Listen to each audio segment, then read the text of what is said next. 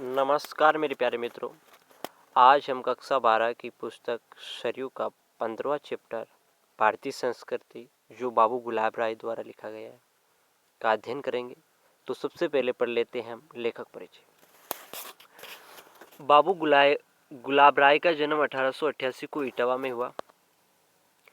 आप छतरपुर रियासत के महाराजा के प्राइवेट सेक्रेटरी रहे थे। बाद में आगरा के सेंट जॉन्स कॉलेज में प्रोफेसर रहे। बाबूजी मननशील व्यक्ति थे। हिंदी के प्रख्यात आलोचक, निबंधकार, संपादक के रूप में बाबू गुलाब राय ने प्रशंसनीय साहित्य सेवा की। साहित्य संदेश नामक पत्र द्वारा आपने साहित्य जगत की खूब सेवा की। इस पत्र में आपके भावात्मक और विचारात्मक दोनों प्रकार के लेख प्रकाशित हुए। आपका काव्य शास्त्र, निबंध एवं आलोचना के क्षेत्र में समान अधिकार था। ठलुआ कल्प, मेरी असफलताएं, कुछ गहरे कुछ उतले उनके श्रेष्ठ निबंध संग्रह है। उनके निबंध व्यक्तिपरक, विचारपरक, संस्मरणात्मक है। आपके लेख गंभीर और विचारपूर्ण है। लेखों में सजीवता है। मधुर व्यंग्य और हास्य की पुट से आपके लेखों में वार्तालाप का सा आनंद आता है। बाबू गुलाब राय ने व्याख्यात्मक शैली का प्रयोग करते हुए गंभीर आलोचकीय मुद्रा को त्याग कर अनौपचारिक रूप से लेखन कार्य किया। आपके विचारात्मक निबंधों की भाषा में तत्सम शब्दों के साथ उर्दू के शब्दों और मुहावरों का प्रयोग मिलता है। भावपूर्ण लेखों में भाषा गंभीर है। गुलाब राय जी की भाषा विषयानुकूल, सरल और गंभीर रही है। गंभीर विषयों पर लिखे गए लेखों की भाषा संस्कृत गर्भित है तथा हास्य रस पर लिखे गए लेखों की भाषा उर्दू और मुहावरों से युक्त है। भाषा की विविधता आपके गंभीर ज्ञान का प्रमाण है।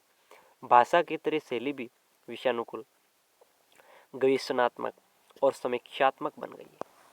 अब पढ़ते हैं मूल पाठ।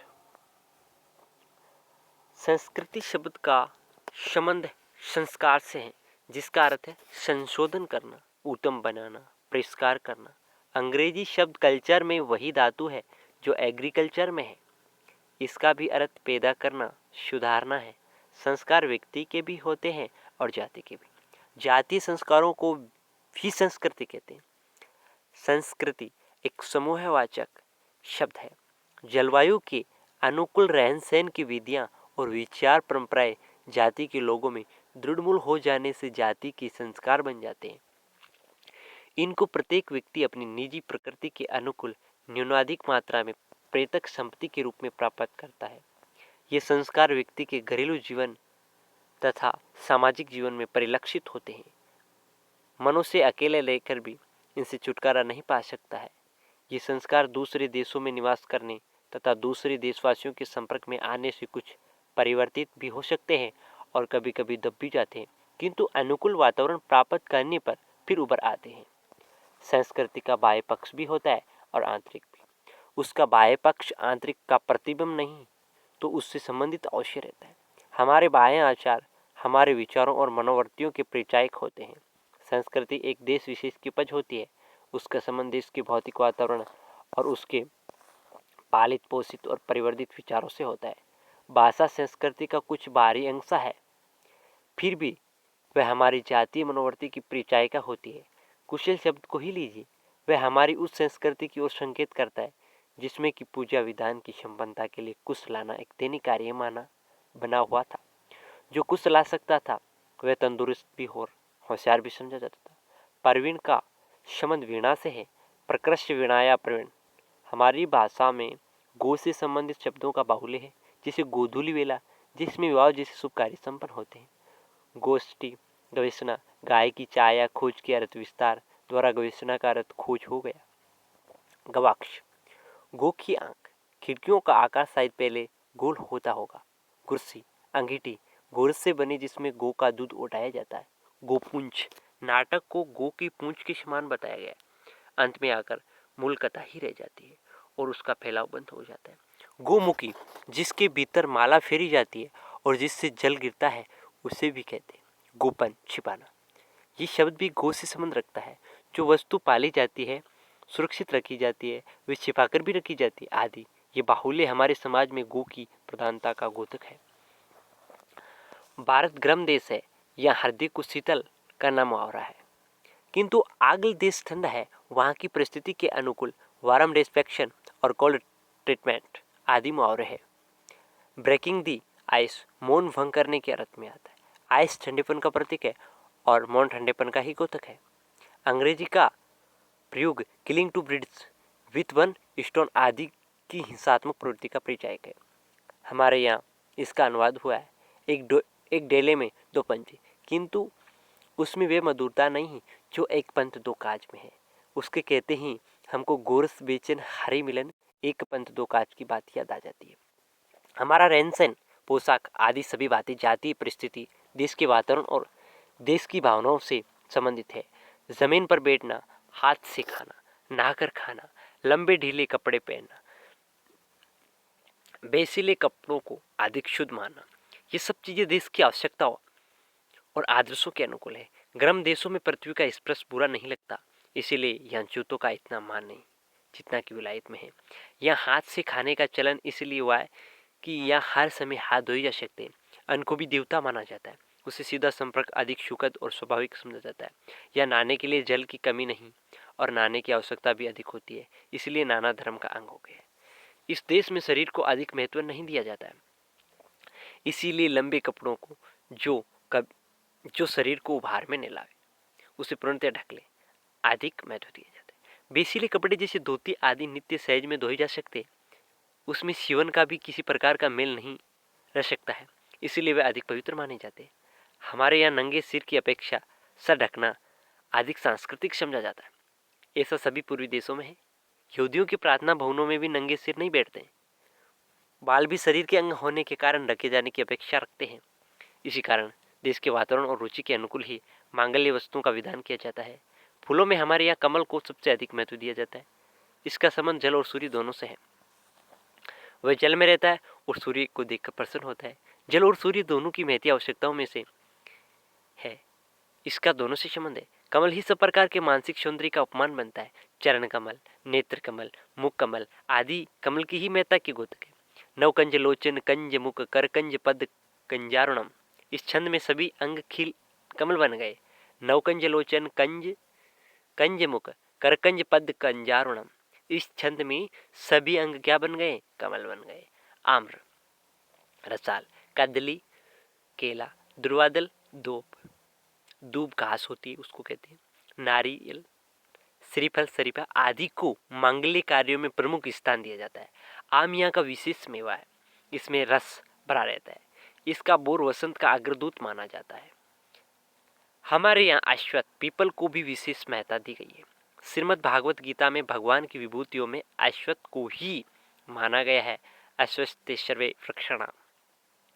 भारतीय संस्कृति में जिन जिन वस्तुओं को महत्ता दी गई है वे सब श्रीमद् भागवत गीता में भगवान की विभूतियों के रूप में आ गई है। भगवान बुद्ध को भी अश्वत्थ वृक्ष के नीचे बुद्धत्व प्राप्त हुआ था। स्थावर वस्तुओं में हिमालय को, सरिताओं में गंगा को, पक्षियों में गरुड़ को, ऋतुओं में वसंत ऋतु को महत्ता दी गई है। स्त्रीलिंग चीजों में कृति, वाणी, स्मृति, बुद्धि, धृति, धैर्य को महत्ता दी गई है। ये भी हमारी जातीय मनोवृत्ति का परिचायक है। ये तो रहे संस्कृति के बाह्य अंग। संस्कृति के आंतरिक अंगों पर भारत में विशेष बल दिया गया है। धर्म ग्रंथों में अच्छे मनुष्य की जो लक्षण बताए गए हैं, मनुस्मृति में जो धृति, क्षमा, दया, अस्तेय, शौच, इंद्रिय निग्रह, धी, विद्या, सत्य और अक्रोध धर्म के 10 लक्षण बतलाए गए। वे सब भारतीयों की मानसिक और आध्यात्मिक संस्कृति के अंग है। श्रीमद् भागवत गीता में देवी संपदा वालों के लक्षण दिए गए हैं, जिनमें अभय को सबसे पहला स्थान दिया गया है। स्थित प्रज्ञ के लक्षण 2 अध्याय, सात्विक चीजों के लक्षण 17 अध्याय आदि सब भारतीय संस्कृति के अनुकूल सभ्य और शिष्ट पुरुष के लक्षण हैं। इसीलिए सभी महाकाव्य ऐसे लक्षणों से भरे पड़े। रघुवंश में रघुकुल के राजाओं के जो गुण बतलाए गए हैं वे न केवल भारत के सांस्कृतिक आदर्शों के परिचायक है, बल्कि उनसे अतीत का भव्य चित्र हमारे सम्मुख आ जाता है। देखिए, दूसरों को दान देने के लिए ही जो संपन्न बनते हैं उनका धन दाना ही था। सत्य के लिए ही मितभाषी बने हुए थे। मिथ्यामान के कारण वे कम बातचीत नहीं करते थे। जो यश के लिए विजय प्राप्त करते थे, धन राज्य छीनने के लिए नहीं। यश को अपने यहाँ अधिक महत्व दिया गया है। हमारे पूर्वज यश के लिए समस्त संपदा और विभव त्यागने को सदैव तत्पर रहते थे। अर्जुन से भी श्री कृष्ण से अंतिम अपील यही की थी कि यशो लवश्य, संतान के लिए कामोपभोग के लिए नहीं, वरन पितृ ऋण चुकाने और समाज को अच्छे नागरिक देने के अर्थ में संतान के लिए जो ग्रस्त बनते हैं, बाल्यावस्था में जो विद्याध्ययन करते हैं, यौवन में विषय भोग करने वाले, वृद्धावस्था में मुनि व्रत को धारण करने वाले और योग द्वारा शरीर को त्यागने वाले। आजकल तो रोगाणांते तनोत्याम की बात हो गई है। ऐसे रघुवंशियों के कुल का मैं वर्णन करता हूँ। मैं मतलब कालिदास के लिए मैं कालिदास वर्णन कर रहा हूँ। यद्यपि मेरे पास वाणी का विभव अधिक नहीं है, इससे पता चलता है कि प्राचीन भारत में त्याग, सत्य, यश, आश्रम विभाग, सामाजिक कल्याण की ओर अधिक ध्यान दिया जाता था। संक्षेप में भारतीय संस्कृति के मुख्य मुख्य अंग इस प्रकार बतलाए जा सकते हैं। नंबर 1 है आध्यात्मिकता। इसके अंतर्गत नश्वर शरीर का तिरस्कार, परलोक, सत्य, अहिंसा, तप, आध्यात्मिक मूल्यों को अधिक महत्व देना, आवागमन की भावना, ईश्वरीय न्याय में विश्वास आदि बातें। हमारे यहाँ की संस्कृति तपोवन संस्कृति रही है, जिसमें विस्तार ही विस्तार रहा। प्रथम शाम रवतौ तपोवने प्रथम प्रभात तो गमने। विस्तार के वातावरण में आत्मा का संकुचित रूप नहीं रह सकता है। इसी के अनुकूल आत्मा का सर्वव्यापक विस्तार माना गया है। इसलिए हमारे यहाँ सर्वभूत हित पर अधिक महत्व दिया गया है। आत्मवत सर्वभूतेषु ये पश्यन्ति स पश्यन्ति। कीरी और कुंजर में एक ही आत्मा का विस्तार देखा जाता है। इसी से गांधी जी की सर्वोदय की भावनाओं को बल मिला है। हमारे यहाँ के मनीषी सर्वे भवन्तु सुखी ने सर्वे सन्तु निरामया का पाठ पढ़ते थे। नश्वर शरीर के तिरस्कार की भावना हमारे यहाँ के लोगों को बड़े बड़े बलिदानों के लिए तैयार कर सके। शिवी, दधीची, मोरध्वज इसकी ज्वलंत उदाहरण है। महाराजा दिलीप ने गुरु की प्रसन्नता के लिए नंदिनी नाम की गौ को चराने का व्रत धारण किया था। उसकी सिंह से रक्षा करने के लिए वे अपने प्राणों का भी उत्सर्ग करने को तैयार हो जाते हैं। वे सिंह से कहते हैं कि यदि तुम मुझ पर दया ही करना चाहते हो तो मेरे यश शरीर पर दया करो। पंचभूतों से बने हुए नाशवंत शरीर के पिंडों पर मुझ जैसे लोगों की आस्था नहीं होती। हमारे यहाँ का मार्ग साधना का मार्ग रहा है और तप, त्याग और संयम को महत्ता दी गई है। क्या बौद्ध, क्या जैन, क्या वैष्णव, सभी लोग इन गुणों की सराहना करते हैं। हमारे यहाँ की आध्यात्मिकता मन और बुद्धि से परे जाती है। वह आत्मा का साक्षात अनुभव करना चाहती है। यही भारतीय और पाश्चात्य दर्शनों का अंतर है। हमारे दर्शन का अर्थ आत्मा का दर्शन ही है। पाश्चात्य देशों में वह बुद्धि विलास के रूप में रहा है। समन्वय बुद्धि। आत्मा की एकता के आधार पर हमारे यहाँ अनेकता में एकता देखी जा सकती है। इसी से मिलती जुलती समन्वय भावना है। हमारे विचारकों ने सभी वस्तुओं में सत्य के दर्शन किए हैं। उनका धर्म अविरोधी धर्म रहा है। इसीलिए हमारे यहाँ धर्म परिवर्तन को विशेष महत्व नहीं दिया गया है। फिर भी संस्कृतियों का आदान प्रदान हुआ है। तुलसीदास जी जैसे महात्मा ने, जो भारतीय संस्कृति के प्रतिनिधि कहे जा सकते हैं, समन्वय बुद्धि से ही काम लिया था। उन्होंने शैव और वैष्णव का, ज्ञान और भक्ति का, अद्वैत और विशिष्ट अद्वैत का समन्वय किया था। आधुनिक कवियों में प्रसाद जी ने अपनी कामायनी में ज्ञान, इच्छा और क्रिया का समन्वय किया। मानव कल्याण में ज्ञान, इच्छा, क्रिया का पार्थक्य ही बांधक होता है। ज्ञान दूर कुछ क्रिया विहीन ने, इच्छा पूरी क्यों हो मन की, एक दूसरे से न मिल सके ये विडंबना है जीवन की। ये समन्वयवादी बुद्धि की बात है। उसके बाद में आ जाता है वर्णाश्रम विभाग। हमारी संस्कृति में कार्य विभाजन को बड़ा महत्व दिया गया है। समाज को भी 4 वर्गों में बांटा है और मानव जीवन को भी।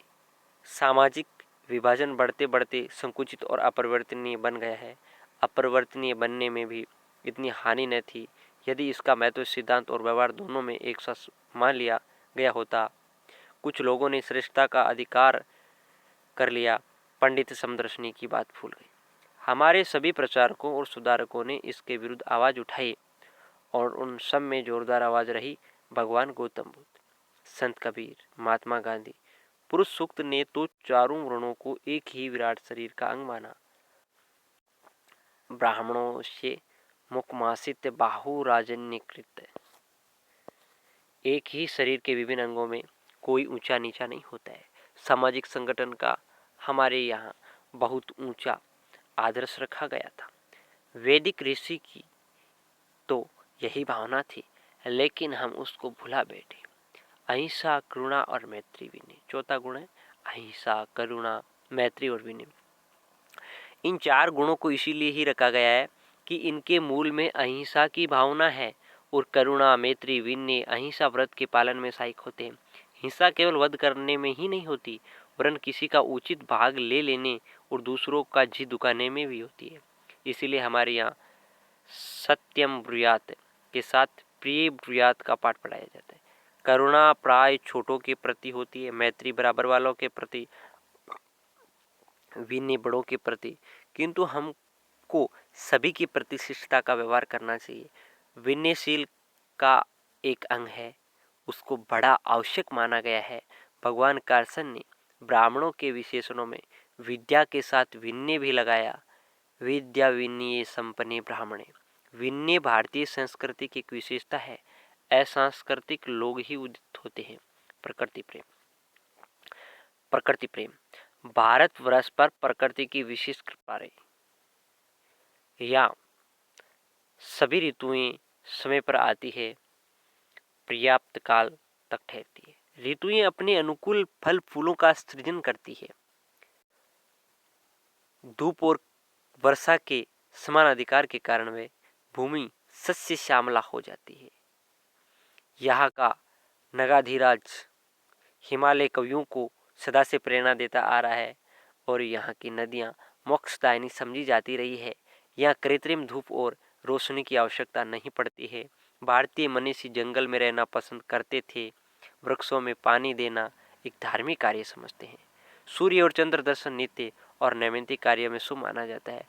यहाँ के पशु पक्षी लता गुलम और वृक्ष तपोवनों के जीवन का एक अंग बन गए थे।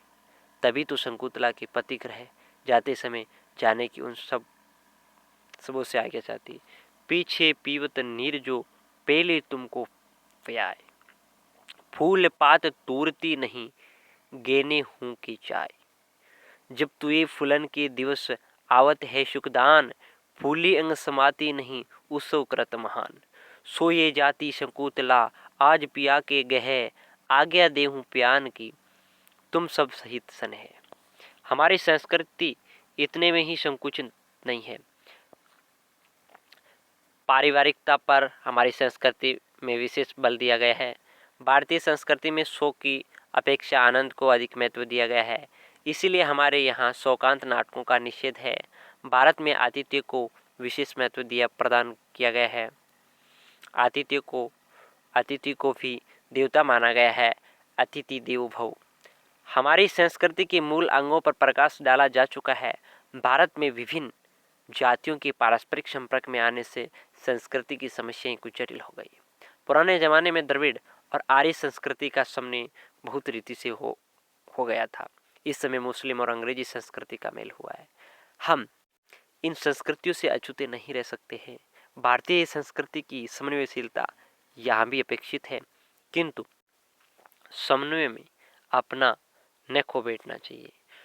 दूसरी संस्कृतियों के जो अंग हमारी संस्कृति में अविरोध रूप से अपनाए जा सके, उनके द्वारा अपनी संस्कृति को संपन्न बनाना आपत्तिजनक नहीं है। अपनी संस्कृति अच्छी हो या बुरी, चाहे दूसरों की संस्कृति से मेल खाती हो या न खाती हो, उससे लज्जित होने की कोई बात नहीं। प्राचीन भारतीय संस्कृति में धार्मिक कृत्यों में एकांत साधना पर अधिक बल दिया गया है। यद्यपि सामूहिक प्रार्थना का अभाव नहीं है। हमारे कीर्तन आदि महात्मा गांधी द्वारा परिचालित प्रार्थना सभाएं धर्म में एकत्व की सामाजिक भावनाओं को उत्पन्न करती आई है। हमारे यहाँ सामाजिकता की अपेक्षा पारिवारिकता को महत्व दिया गया है। पारिवारिकता को खोकर सामाजिकता को ग्रहण करना तो मूर्खता होगी, किंतु पारिवारिकता के साथ सामाजिकता बढ़ाना श्रेयस्कर होगा। भाषा और भाषा और पोशाक में अपनत्व खोना जातीय व्यक्तित्व को तिलांजलि देना है। हमें अपनी सम्मिलित परिवार की प्रथा को इतना न बढ़ा देना चाहिए कि व्यक्ति का व्यक्तित्व ही न रह जाए। न व्यक्ति को इतना महत्व देना चाहिए कि गुरुजनों का आदर भाव भी न रहे। पारिवारिक एकता पर कुठाराघात हो।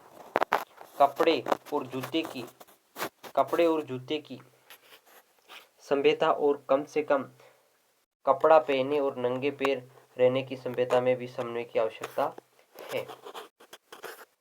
अंग्रेजी सभ्यता में जूतों को विशेष महत्व है, किंतु उसे अपने यहाँ की चौका और पूजागृहों की सीमा पर आक्रमण न करना चाहिए। हमारी सभ्यता मिट्टी और पीतल के बर्तनों की है। हमारी सभ्यता स्वास्थ्य विज्ञान के नियमों के अधिक अनुकूल है। यदि हम कुल्हड़ों के कूड़े का अच्छा बंदोबस्त कर सके, उससे अच्छी कोई चीज नहीं है। आलस्य को वैज्ञानिकता पर विजय न पाना चाहिए। अंग्रेजी संस्कृति से भी सफाई और समय की पाबंदी की बहुत सी बातें सीखी जा सकती है, किंतु अपनी संस्कृति के मूल अंगों पर ध्यान रखते हुए समन्वय बुद्धि से काम लेना चाहिए। समन्वय द्वारा ही संस्कृति क्रमश उन्नति करती रही है और आज भी हमें उसे समन्वयशील बनाना चाहिए। Thank you. आज इस चैप्टर का अंत करते हैं। जल्द ही नए चैप्टर का वीडियो जल्द ही लेकर आएंगे। नमस्कार दोस्तों।